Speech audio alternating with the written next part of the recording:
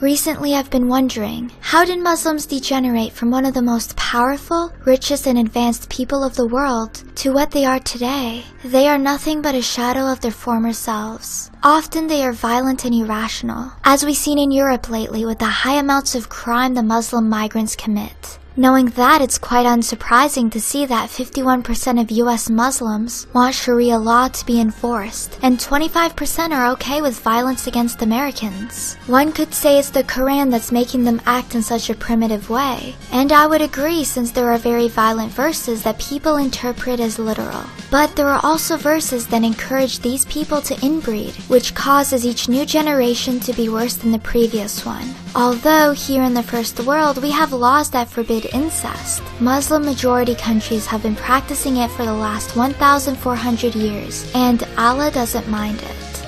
This has caused close to half of all Muslims in the world to be inbred. Here are the statistics.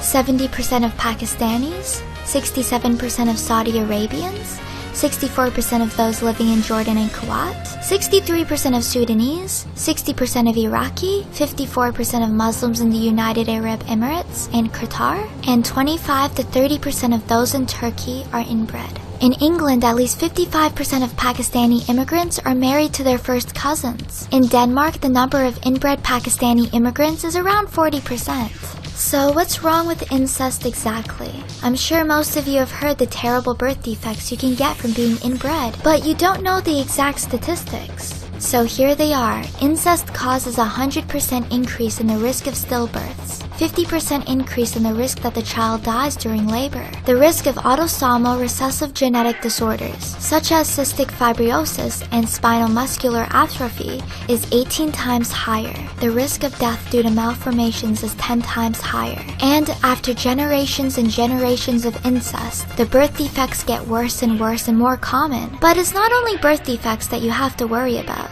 Incest also causes an increased risk of mental and physical retardation and schizophrenic illnesses. The closer the blood relative, the higher risk of schizophrenia.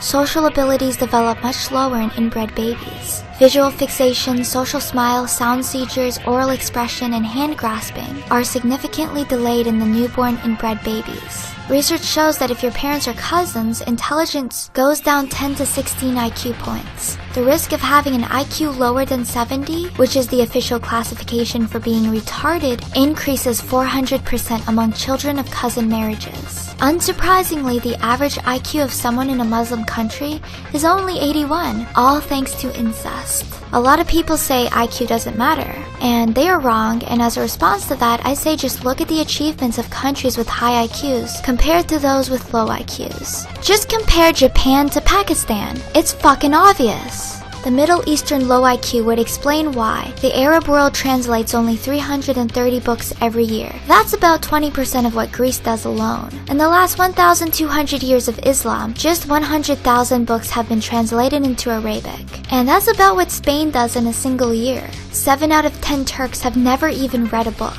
Only 9 Muslims have ever won a Nobel Prize, and 5 of those 9 Muslims were for the Peace Prize. Muslim countries produce just 10% of the world average when it comes to scientific research. It's very clear to me that due to hundreds of years of incest, these people have completely polluted their gene pool. The Quran definitely has something to do with the promotion of inbreeding, but as the years went on, it became a part of their culture. Even Middle Eastern Christians enjoy marrying their siblings and cousins, although they inbreed less than their Muslim neighbors. In my opinion, allowing these people into our countries is a very bad idea, and Europe is realizing that right now. I don't care if Middle Easterners want to fuck their siblings and cousins, but they should stay in their own countries and do it there. We shouldn't bring that shit over here into our beautiful land and have our people suffer because of it. Thanks for watching, guys. I did a few interviews last week, and I have a link to them in the description below for you guys to check out.